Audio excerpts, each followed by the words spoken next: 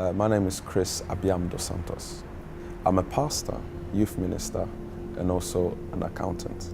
I grew up, from a very, I would say, difficult family upbringing in terms of not having a father. Life was quite difficult in terms of financially going from place to place. And then eventually, I ended up coming to this country, England. Officially being in a gang was when I was in my college time. In those times, there was a genre that was coming up, which was called grime. I used to be one of the boys that, was involved in that. I got recognized by people who were really involved in the music, but the music was just one side of their lives. They were also part of, the gang culture. And at that time, it was like the biggest gang in East London. Gang is not supposed to give a notion of violence or crime, but it is actually a group of people, coming together. So the group of people I was part of, I would say started from school.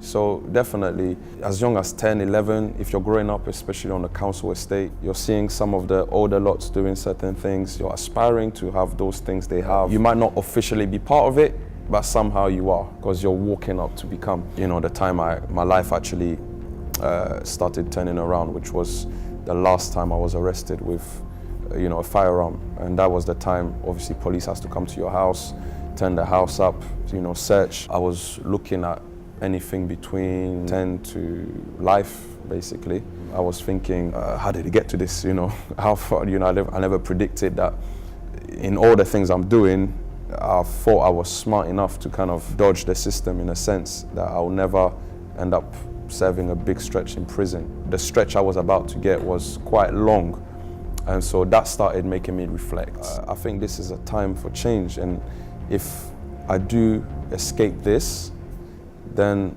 I'll turn my life around. But the worst thing, I think, was one of my good friends was stabbed, and we were trying to get ambulance, paramedics to come and save him. And I remember that time you're just thinking, oh my God, this guy's dying in your hands. I wouldn't call that the worst. The worst would probably be my older dying, the one that used to be kind of my personal mentor. Some of the rival gangs came down to the estate, and as I was not there, they met him, and they ended up shooting him like, I think 16 times in his back.